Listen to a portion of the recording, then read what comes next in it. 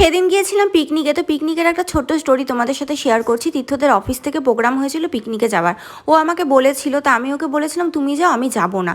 যেদিন ও পিকনিকে যাওয়ার দিন বেরিয়ে যায়, ও বাইক নিয়ে বেরিয়ে যায়, তারপরে ওখান থেকে বাইকটা রেখে ও বাসে করে সবার সাথে পিকনিকে যাবে। আমার কি মনে হলো, আমি প্রচণ্ড কান্নাকাটি করছিলাম। ও চলে গিয়েছে অলরেডি। তখন আমি কান্নাকাটি করে বললাম যে তুমি এক্ষুনি আসো, আমিও যাব।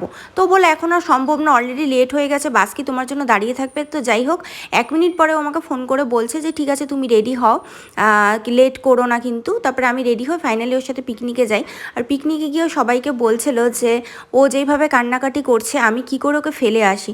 সত্যি কথা, আমি ভীষণ লাকি যে এরকম একটা হাজব্যান্ড পেয়েছি।